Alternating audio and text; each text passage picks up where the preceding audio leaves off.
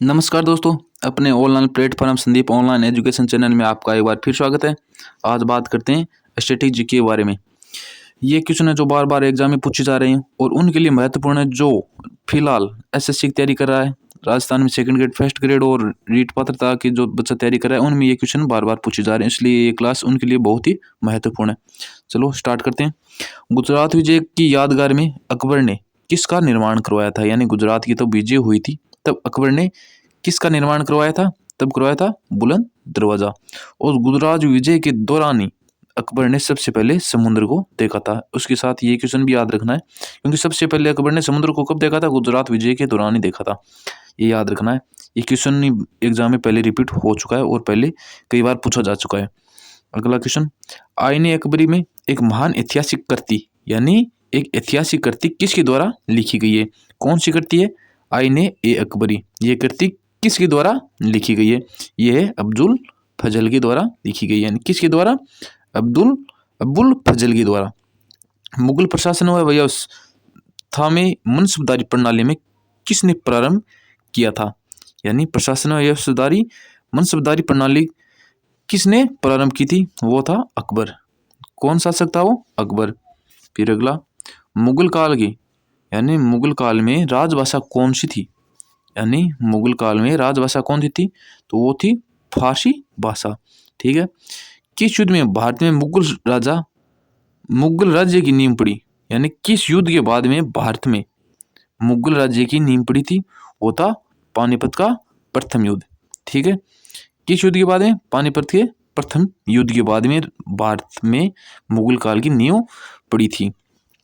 अकबर के शासन में महाभारत और फारसी कब भाषा में अनुवाद किया था? यानी महाभारत एक महाकाव्य है और अकबर के काल में किस व्यक्ति ने इसे फारसी भाषा में अनुवाद किया था? उसका क्या नाम था?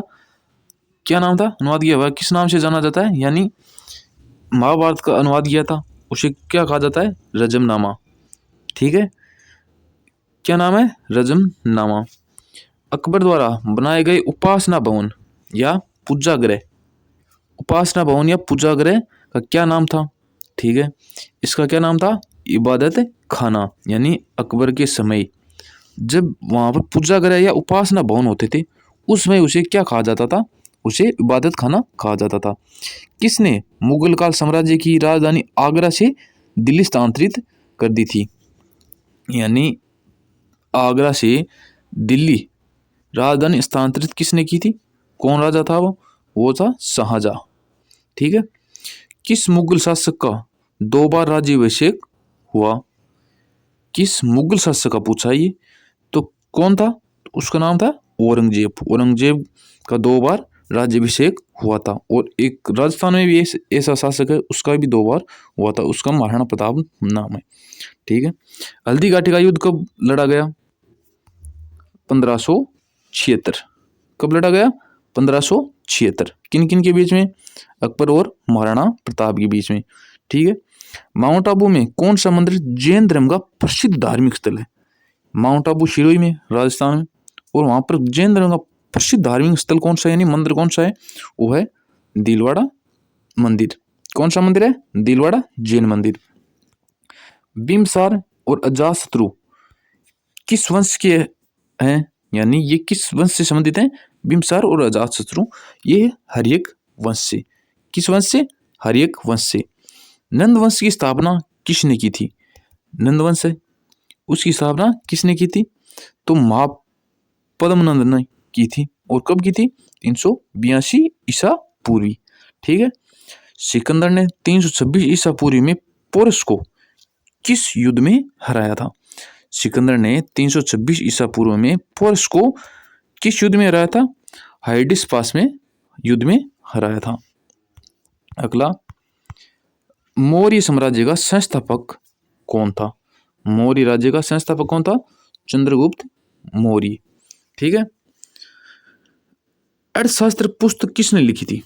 महत्वपूर्ण है ये क्वेश्चन, बहुत से एग्जामों में बार बार रिपीट हो रहा है, ये याद रखना। अर्थशास्त्र पुस्तक किसने लिखी थी? कौटिल्य ने। ठीक है।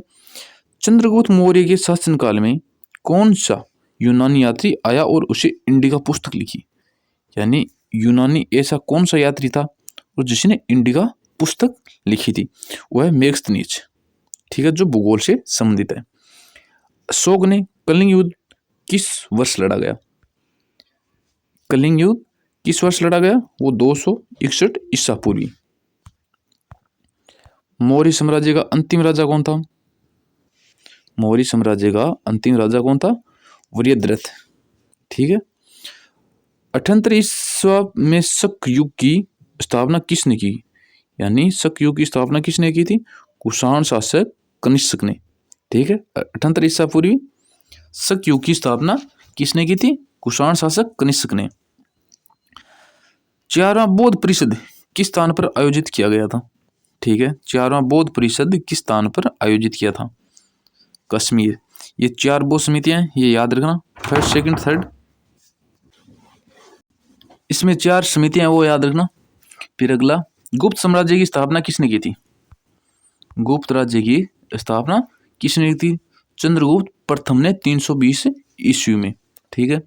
भारत का नेपोलियन किसे कहा जाता है? भारत का नेपोलियन किसे कहा जाता है? समुद्र गुप्त को। चंद्रगुप्त द्वितीय के शासनकाल के दौरान कौन सा चीनी अर्थशास्त्री आया था? चंद्रगुप्त द्वितीय के दौरान कौन सा चीनी यात्री आया था? वो है फायान। कौन था? फायान। आर्यभट्ट और कालिदास किसके दरबार में प्रतिष्ठित व्यक्ति थे? आर्यभट्ट और कालिदास किसके दरबार में प्रतिष्ठित व्यक्ति थे? तो चंद्रगुप्त द्वितीय के। आज के लिए इतना ही, और जो बच्चा इस चैनल पर नया है सब्सक्राइब करिए, लाइक करिए, वीडियो कैसा लगा कमेंट के माध्यम से जरूर बताइए और अपने दोस्तों को ज़्यादा से ज़्यादा शेयर करिए। आज के लिए इतना ही, थैंक यू, जय हिंद।